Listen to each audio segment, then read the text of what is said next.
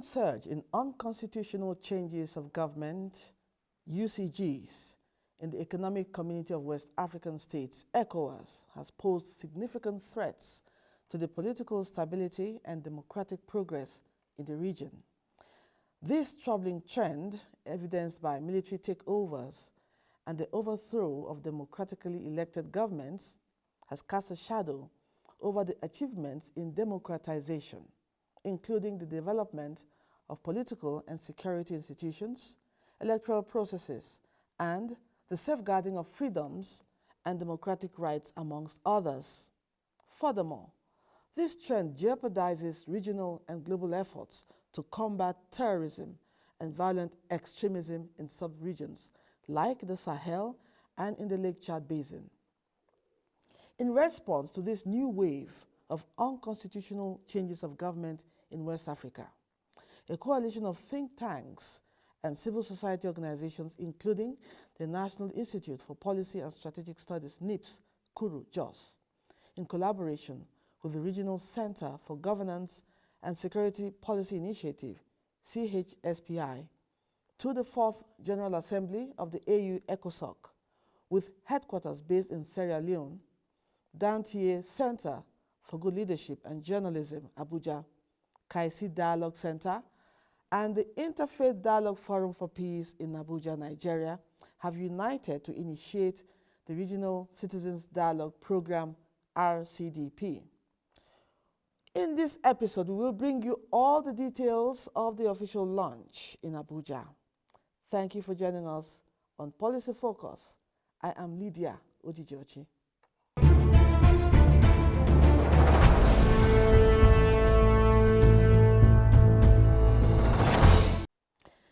The official launch of the Regional Citizens Dialogue Program, RCDP, on preventing and responding to unconstitutional changes in government in West Africa was a two-day event held at Fraser Suites, Abuja.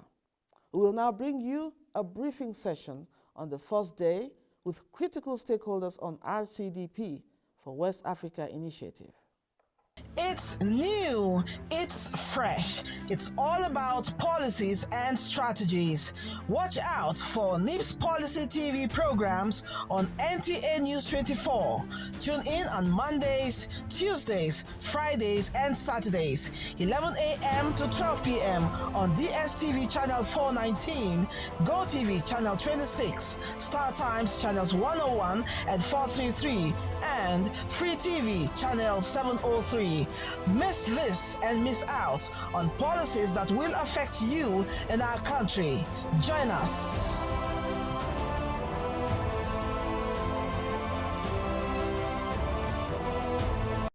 The briefing was led by Professor Pam Dunsha, Director of Research, National Institute for Policy and Strategic Studies, NIPSS. The team is made up of partners in the consortium of NIPSS, Regional Center for Governance and Security Policy Initiative, Dantier Center for Leadership and Journalism, and KAICID. He gave a general overview of what the emphases are, scope of work, potential triggers, and response to unconstitutional change of government and terms of reference. We will allow the members of the consortium, including our friends from Portugal, to give us an idea of what they just think about, the theme of the discussion on unconstitutional change of government. So any ideas that you have that you want us to take on board, ideas that probably we hadn't thought of, initially or in the past, this is the time for us to put these ideas on the table for us to chew. You recall too that we are actually looking for how we can sustain, this consortium and the programs that we have laid out, in our document, which we're going to be sharing very soon. We had put this session to give some respect to critical stakeholders, which is more or less the consortium members and one or two friends of the consortium and the project. Now, in this consortium, we have come it has been a long journey, conceptualizing and putting into, translating some of our ideas into a programmatic intervention. For us, in our regional center, Prof, we would like to maybe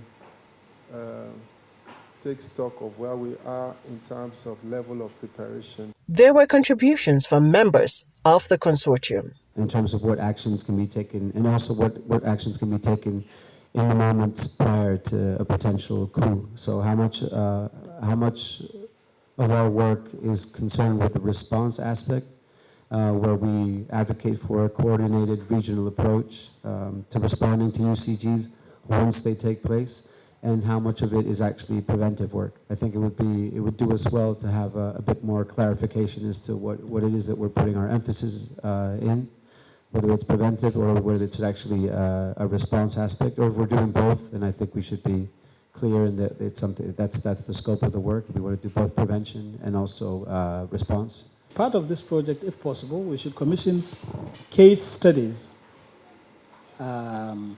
which would be kind of action research, to find out what the triggers, even in those cases that have already occurred, what were the triggers that we ignored and did not respond to, which eventually led to the UCG. And I believe that before our very eyes now, we have two very interesting case studies. That of Senegal, where the international community, the regional community, is responding as the events unfold, and we're seeing some impact of that response in changing the situation on the ground and preventing a UCG. Then the other case study is Niger, where there were triggers buried in a long historical tunnel, which were underground and almost invisible. And not only in Niger, but I think in all the Francophone countries, which are really time bombs that we knew were bound to explode someday. One of the key area I felt was, as we talk about observatories and early warning, we should also think about the existing structures on ground. I know the AU has one, ECOWAS has one.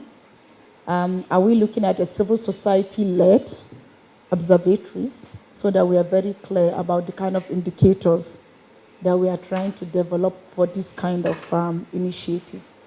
And then how do we link it to the existing structures within those mechanisms?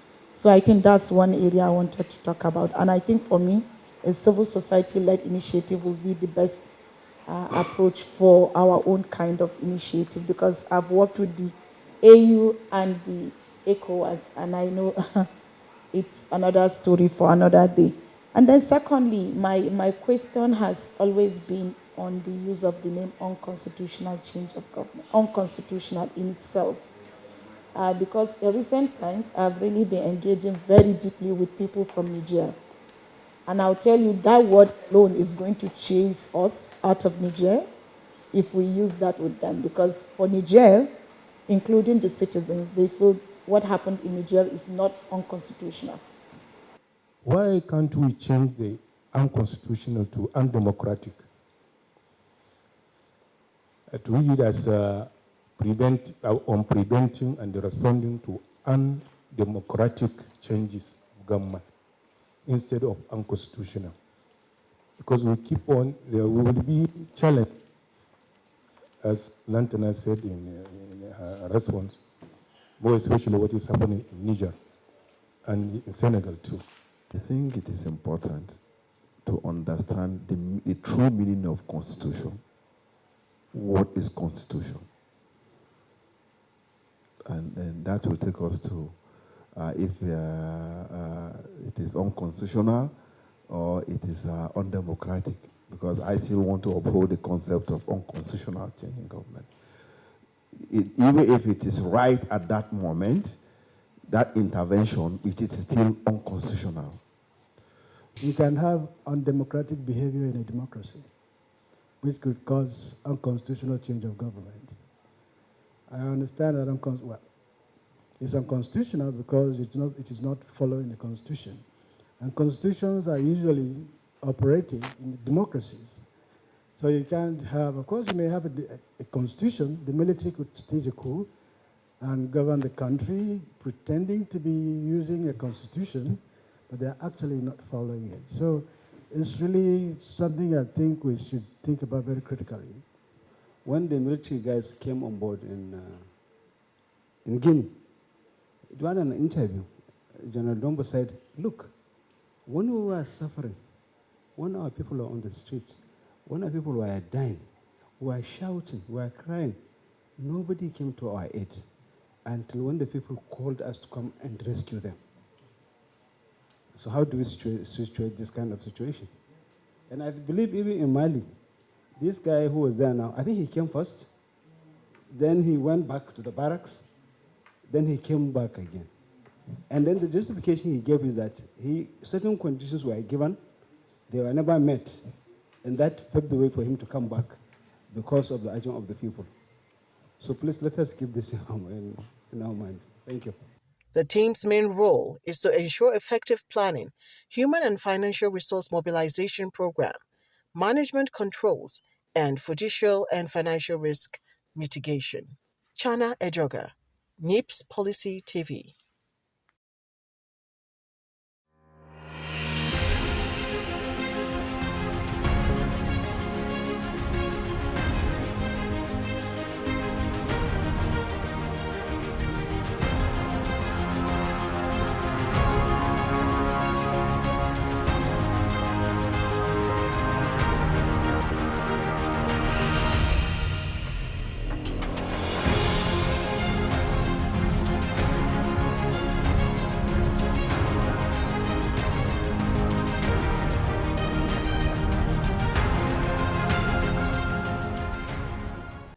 The RCDP is an opportunity for ECOWAS citizens across its member states to come together to collectively discuss their views, opinions, and voices on issues related to incidences of UCG in the region. In attendance at the opening ceremony were representative of the Minister of Foreign Affairs, ambassadors of Spain and Austria, stakeholders and partners from ECOWAS Commission, UNDP country rep, Lisbon, Portugal, Zambia, Ghana, Sierra Leone, and more.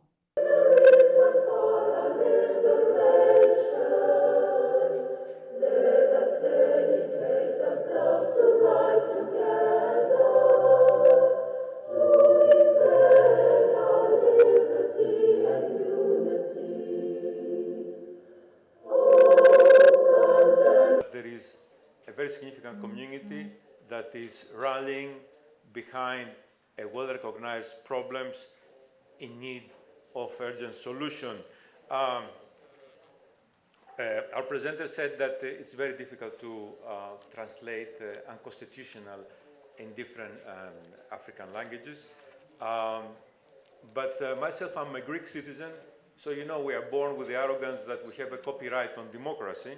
So I can tell you about how we can translate democracy to any given language, and that's an easy one. It's the citizens coming together to decide their governance system.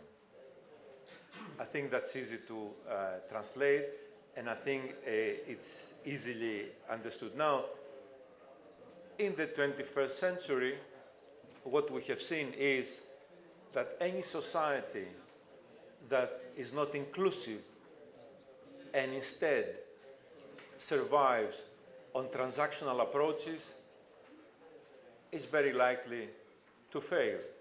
The Honorable Minister of Foreign Affairs, Yusuf Maitama Tugar, in a message through Ambassador Wole Are, expresses optimism that the event will present a veritable platform for dialogue amongst resource persons participating in the program with a view to proffer some actionable solutions for the challenge of governance in the West African region.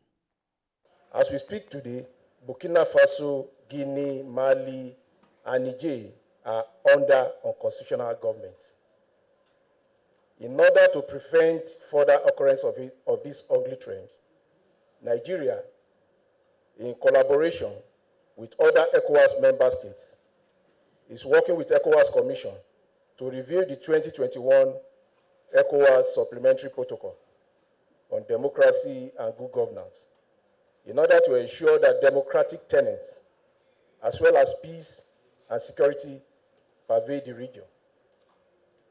No wonder one of the 4 pillars of the foreign policy objectives of the administration of His Excellency, President Bola Ahmed Tinubu, GCFR, is democracy. The Director General, NIPSS, Professor Ayom Omotayo, in his welcome remarks, expressed his delight for the partnership and assured of the Institute's utmost cooperation in realizing the vision and aspirations of the African Union.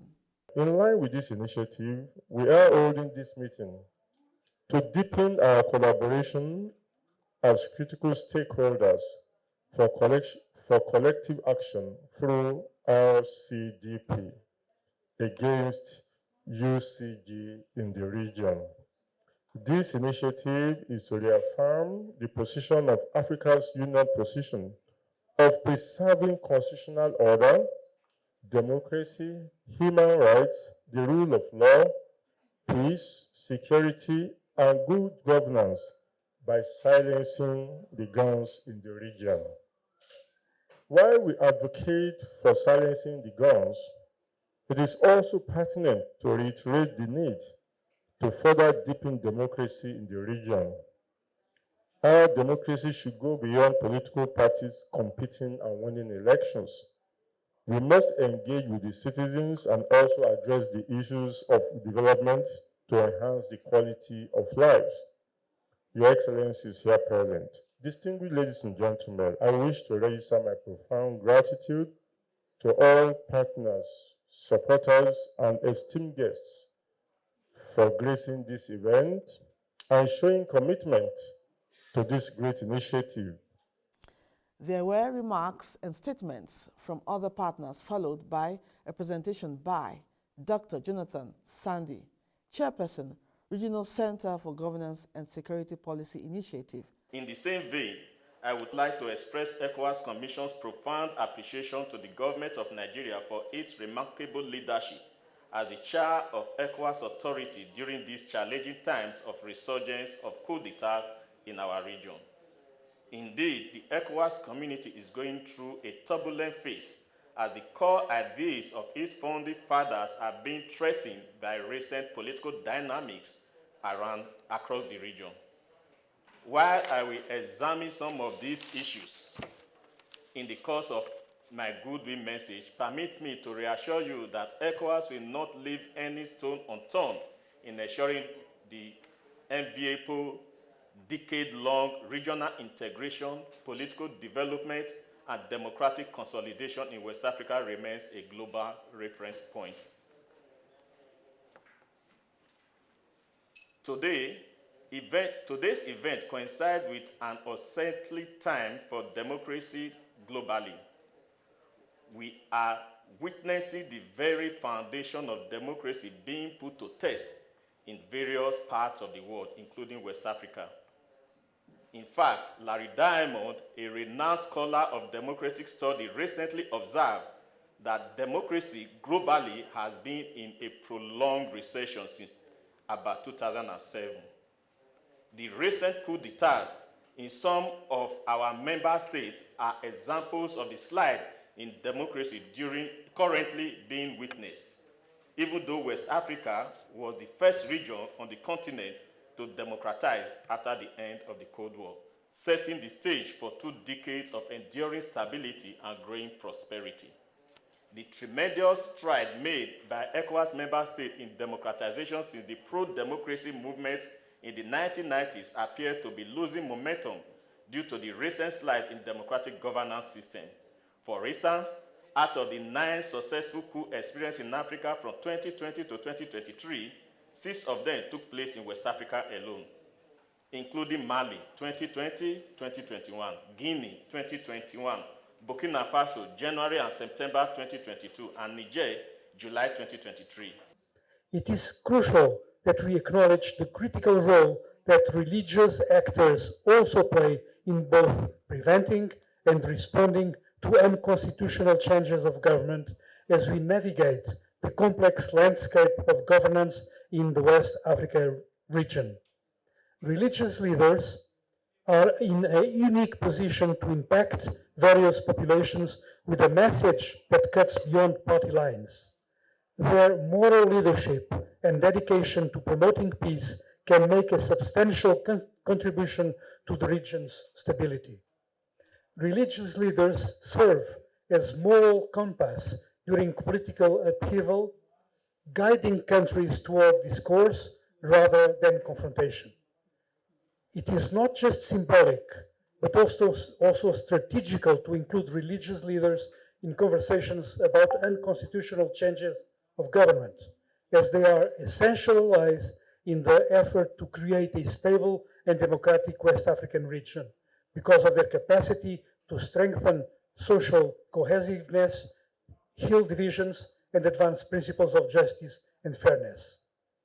Excellencies, ladies and gentlemen, by adopting a collaborative approach, we recognize that all facets of society must contribute to solving the problems associated with governance. Religious leaders focus on common principles that unite societies, offering a viewpoint that frequently goes beyond political alliances. Their participation can support complete prevention and response measures, as well as a holistic understanding of the dynamics at play. Moreover, there is a wide variety of religions in the West African region. By involving religious leaders, interventions are guaranteed to be culturally aware and to align with the values and beliefs of the population. This inclusive approach not only makes our efforts more effective, but it also makes people feel more united and provides them with a sense of ownership.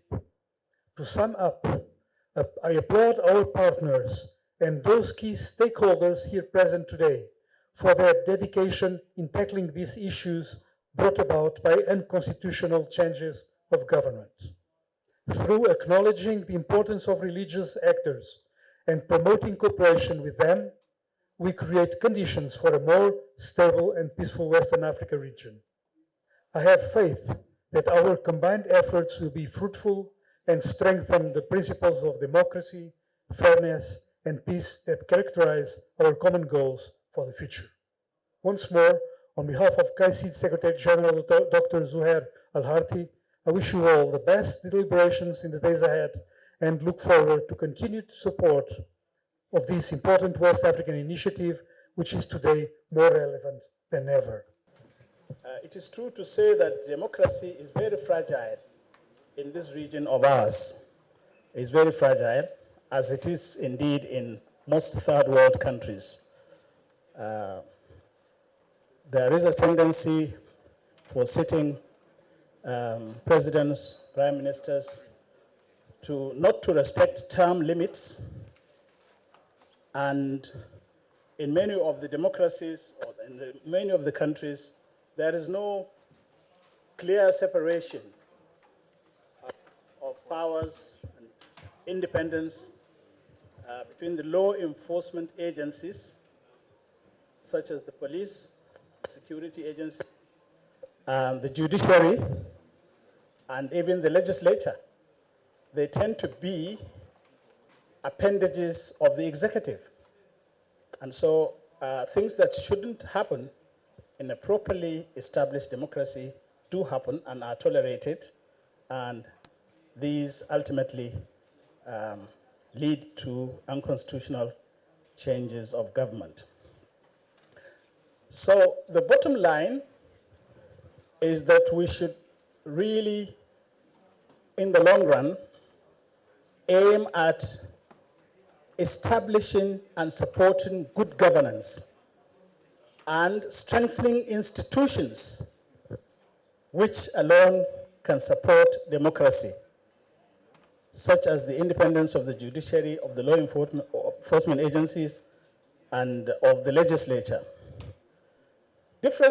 I did say yesterday that we should think of establishing observatories in the different countries because unconstitutional changes of government are the products of things that go on for a long, long time. But we only become aware when there is a change of government. But things go on for a long time, but they are not monitored, and there is no intervention because of the complications in international affairs. You can't interfere in the affairs of a sovereign nation and so on and so forth. So nothing is done until the deed is done. But our experience of observing the scenarios in different countries teaches us the lesson that there is no one formula that you can apply to all cases. I want to remind my audience of the case of Gambia some years ago. Yahya Jammeh lost an election but was not willing, and all the signs there that he wanted to stay put. ECOWAS, of course, took a position, and at that time, I don't remember if Buhari was the chairman of ECOWAS, but I know that he played kind of very aggressive shuttle diplomacy, sometimes going to Gambia 3 times a week, engaging with Jammeh, but at the same time, I think the Nigerian Navy was lurking somewhere behind. And you know, Gambia is a very small country. It would be foolhardy for it to go to war with Nigeria. But I don't think Nigeria seriously wanted a war, but it was simply to intimidate him into submission, and it worked. So what can work with Gambia may not work with Niger. Also, the case of Senegal, where early intervention appears to be yielding the desired results because the judiciary had caved in, the law enforcement agencies had caved in, and the president was on his way to self-perpetuation. Now there was intervention, and now he has agreed to respect the date of the election and to step down and so on and so forth. Okay. I want to conclude by talking about the Francophone countries of West Africa, which have this strange arrangement with the former colonial power, the payment of colonial debt, the arrangement for currency and national reserve, and the arrangement for most favored nation status, which is applied in trade, for example, sale of uranium or award of contracts to companies. French companies have to be given priority over all other companies, and of course there is no question of competitive pricing and things like that. Now, you will all agree with me that this is a very volatile situation waiting to explode. And I would want to suggest that we should engage with the former colonial master on behalf of all these other countries, because the same problems that exploded in Niger and ECOWAS walked into a landmine are also buried deep in other Francophone countries, such as Cote d'Ivoire, Senegal itself, Togo, Benin Republic, and even countries which are not part of ECOWAS. The ECOWAS communities are home. We should make sure that we translate, mobilize civil society to ensure that we complement the efforts of head of states and government. So this presentation, next slide, is a short one. As I say, what is the purpose? The purpose is simply to present. The purpose is simply to present a brief summary of what this program looks like and to seek the views, feedback, comments, inputs, suggestions from participants on the structure and outline of the content of the program And the expected outcome is simply for you to build a consensus that this is a good program. I think it will be able to respond to work towards a preventive strategy as well as responsive strategy from the voice of civil citizens and civil society. Our ambition anchored particularly in 2050 for the ECOWAS region, which should be about the people, ECOWAS of the people with better living and working conditions, economic prosperity. But with the recent trend of unconstitutional change of government, particularly linked to those 5 pillars, terrorism, military intervention, uprising because of rising cost of living and economic hardship, what is the way forward? That's the dilemma. The relationship between the military elite and then terrorism and the fight against terrorism. Once you don't give them much of what we call part of the military expenditure, then it's becoming another threat. So transnational organized crime and terrorism also have great impact on political stability and enabler for unconstitutional change of government. Next slide. Then here, it is about promoting the integrity of election bribery. Vote buying and selling has become, I'm happy the IPAC chairman is here. The role of political parties, how do we strengthen their capacity? NIPSS has that capacity to help us to strengthen so that political parties can promote pluralism. Then three, we have enhancing diversity management. Ethnic identity politics, regional and tribal politics have become an issue. How do we manage, even the workplace, the institutions? Highlight of the ceremony was the official launch of the Citizens Dialogue Program on preventing and responding to unconstitutional changes of government in West Africa. In our next episode, we will bring you the concluding part of the Regional Citizens Dialogue Program. But what are the views of Nigerians on this new wave of unconstitutional changes in governments? What are those triggers giving rise to UCGs? It's new, it's fresh, it's all about policies and strategies. Watch out for NIPSS Policy TV programs on NTA News 24. Tune in on Mondays, Tuesdays, Fridays, and Saturdays, 11 a.m. to 12 p.m. on DSTV Channel 419, GoTV Channel 26, Star Times Channels 101 and 433, and Free TV Channel 703.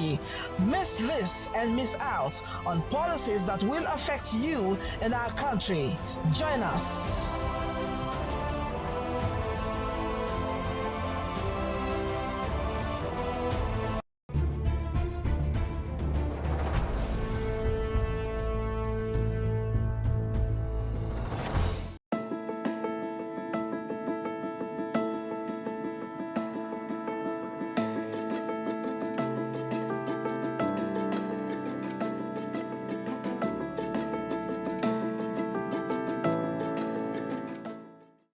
The current administration of His Excellency President Bola Ahmed Tinubu has taken a giant stride in leading Nigeria's foreign policy on the African continent. In so doing, we've seen recent escalation of coup d'etats on the African continent, and I think Mr. President has taken the lead by demonstrating leadership and courage to dialogue with the putschists in several African countries, Burkina Faso, I think Mali, I think Niger most recently. And Nigeria has been a major contributor in trying to bring peace and stability on the African continent, while on the international front, I believe Nigeria takes a neutral approach towards foreign policy issues. However, on the African continent, history has shown Nigeria has done quite a lot of work in Liberia in the past as it relates to the ECOMOG forces, and I think we'll continue to do that. The strength of foreign policy is in trying to handle continental issues. Nigeria has both the kinetic and non-kinetic power force to handle what it takes to bring about peace and stability in the African region, and as well as the ECOWAS sub-region. Nigeria is a major player. Secondly, economically, I believe Nigeria has the financial muscle engage in bringing about peace and stability on the in the African sub-region. While from a weakness point of view, I think we need to do a lot more to see that we have a seat at the table in the international community. When I talk about the international community, I am talking about global bodies like the United Nations, the European Union. We need to have a seat at the table whereby we table African issues the way we see them from an African perspective, especially that Nigeria has the highest GDP in Africa. So is the largest economy in Africa, I think, followed by South Africa. So that gives us the opportunity to follow and see through an African agenda at the global center stage. When your people are not performing well, you can call them back and ask them to do the right thing, and that can be resolved in those areas. And again, if a leader that is elected is not performing well, he can be called to book by his constituent or the people, and with that system of government is okay. But I see it wrong for the military to take over. That is unconstitutional, and I don't see that serving people well. There are a lot of means that things can be done and resolved, like the democracy. That system of government is the best way to govern the people. But that coup d'etat and those military taking over the power, I don't see that right. As a country that practice democracy, and as a country that have shown resilience, we have left the other pre-colonial activities into post-colonial era, and I believe our foreign policies have at a point impacted on us in a sense, at least to an extent where people that they respect us despite our lapses as a nation. But if we go out, they respect us, they respect our leadership, because whenever a Nigerian is found outside, it displays that charisma, that strength of a leader, and he shows example outside there, and they perform very credibly well. The unconstitutional change of government, especially in this age and time, should not be something we should be discussing. But unfortunately, in Africa, that seemed to be, a recurring decimal over the past few months because of the kind of leadership, the democratic leadership, the pretentious democratic leadership that Africa is, some African countries are experiencing. And that is why you discover that, these military coups are resurfacing again, which not ought to be.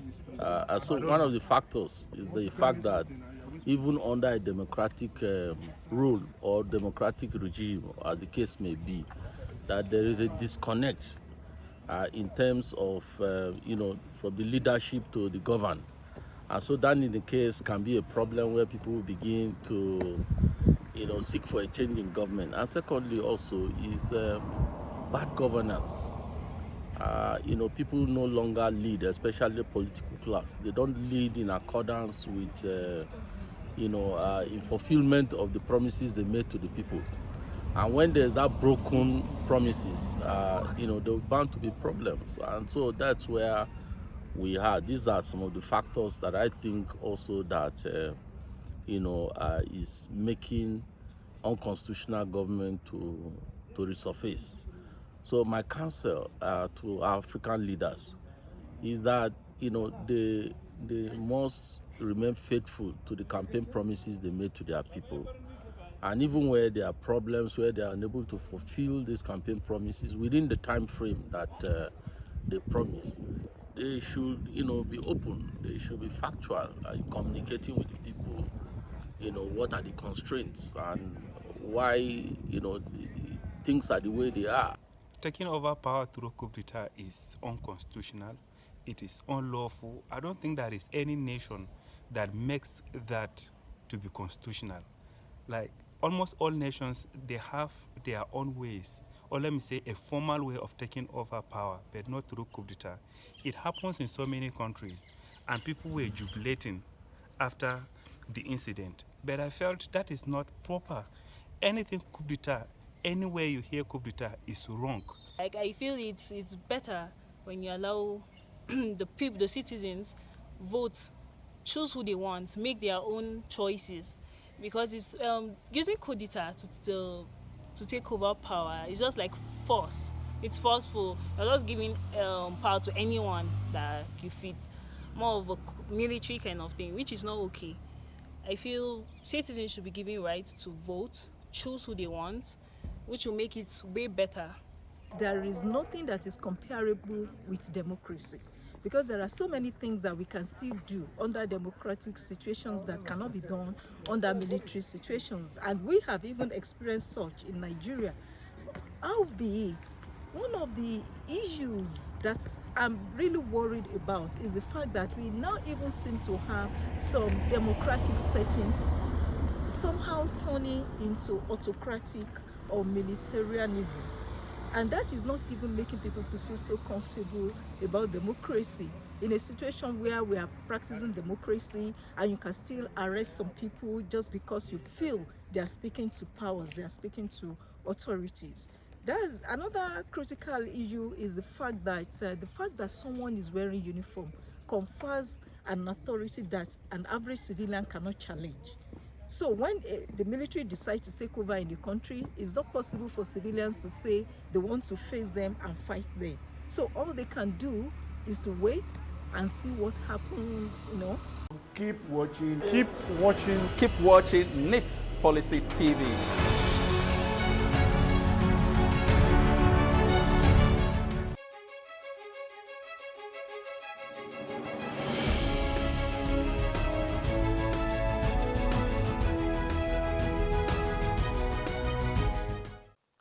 Hello and welcome to our alumni chat segment. Today we have a very special guest on the segment. He is the commissioner Honorable Commissioner for Information of Kano State, Honorable Baba Dante.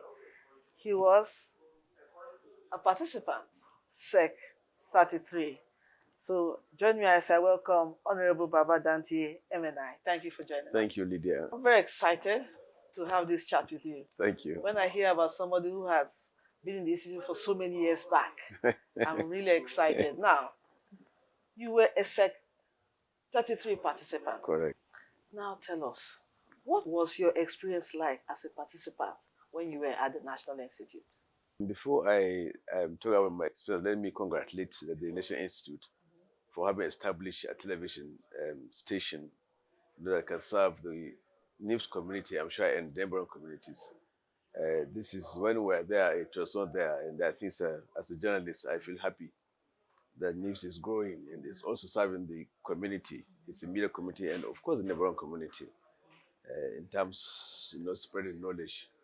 Well, secondly, NIPSS has, everybody has experiences. Is looking forward to institution. Everybody is looking forward. Any public servant, any career person, is looking forward to go to NIPSS and study. Even people that are retired at one time, if you are talking with them, they'll tell you that I would have loved to be there, or I wanted to be there. The experience was very exciting. Of course, the stress was there at NIPSS. At the beginning, you assume that you are going there to rest. But, eventually you'll find out that, there was a lot of work.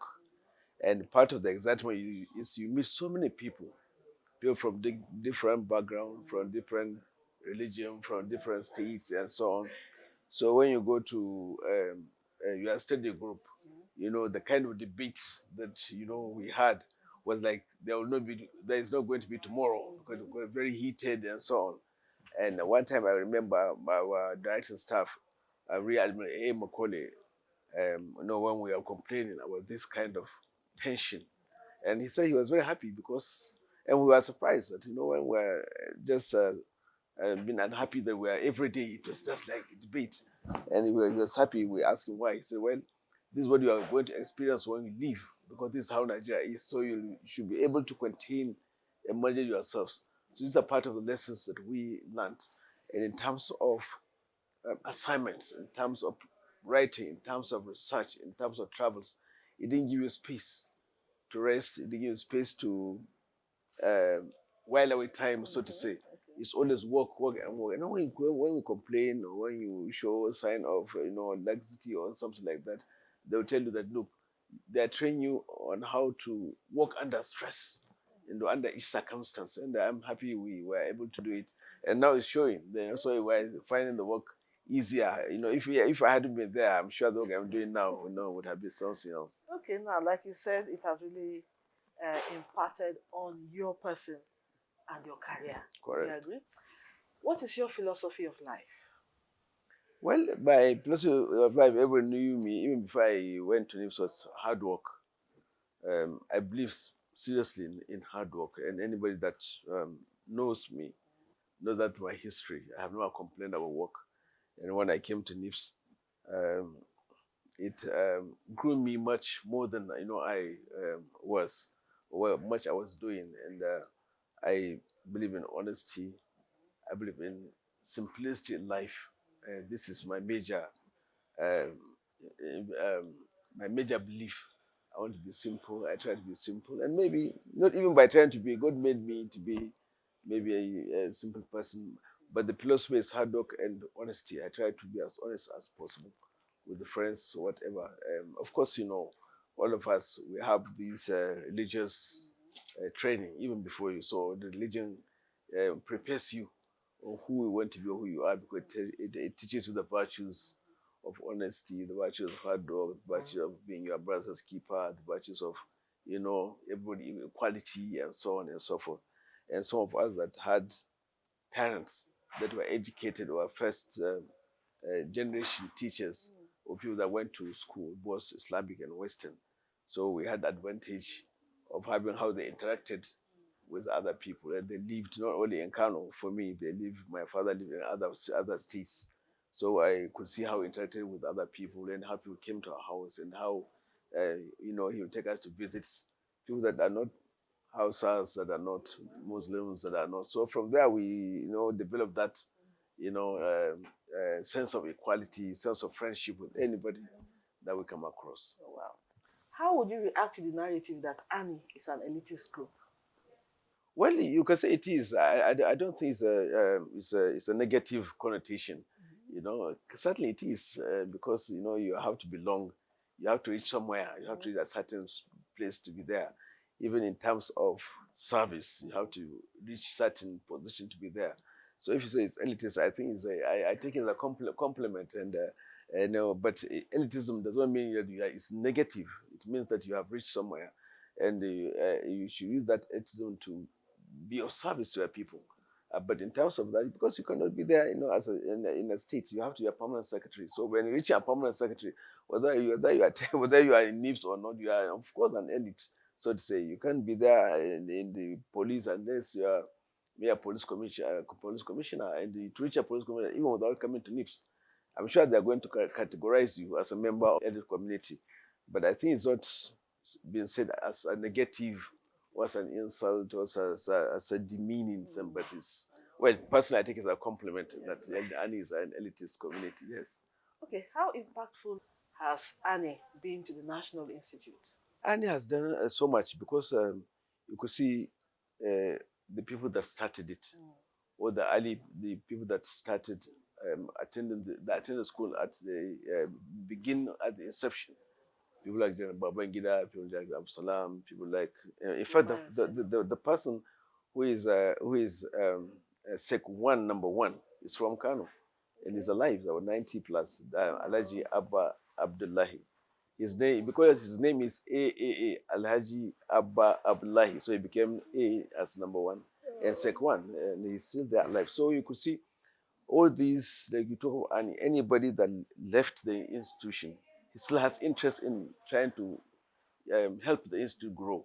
So you could see the impact. So to even ask of what's the impact, I say it's just given, because the institute couldn't have survived, I'm sure, if Annie had not shown interest in helping, in contributing back and giving back to the institution that has helped us a lot. how can Annie support NIPSS Policy TV? Well, I think the best that should be best be answered by the Annie leadership if they bring. But I'm sure we can do a lot. I'm a journalist by training all my life. That's why I'm even commissioner perhaps for information. When I came to NIPSS, I came on the platform Nigerian Media. I was nominated by both Nigerian of Journalists and Nigerian Guild of Editors. I remember I was president of Nigerian Guild of Editors for about 2 terms and so on.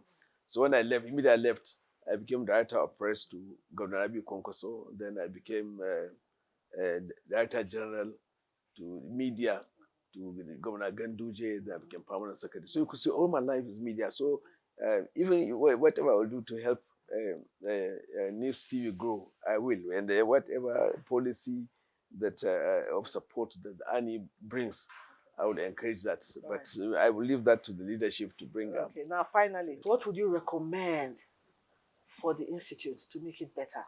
Well, 2 things I recommend. First is that they should make sure that they don't lower the standard of entry.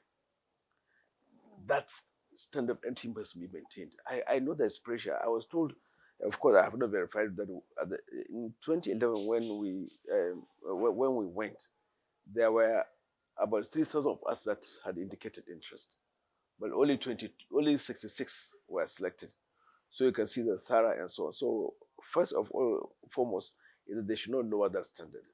And because the only now institution, or about the only institution in the country, perhaps in Africa, that try to maintain that anybody that goes there, he feels, and people respect him because they know that the institution brings out polished people. So that's very, very central. Thank you for finding time to join us for this chat. We really appreciate it. We wish you all the best. Thank you, Lydia. Thank you. Keep it up. You're doing very well. Thank you Keep so it up. much. And that's it on this segment. The program continues. Don't go away.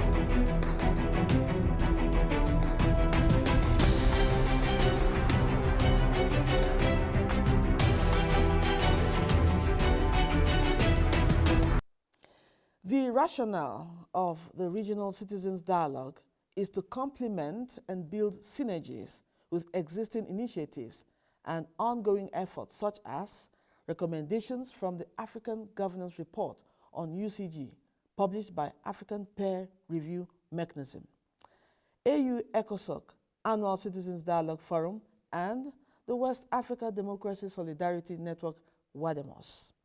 It will also serve as a platform for enhancing cooperation and complementarity between civil society organizations and ECOWAS institutional mechanisms in response to UCGs in West Africa. Let me remind you once again to watch out for the concluding part of the official launch of the Regional Citizens Dialogue Program in our next episode. Thank you for your attention and see you next time. I am Lydia Odije Ochi. Goodbye.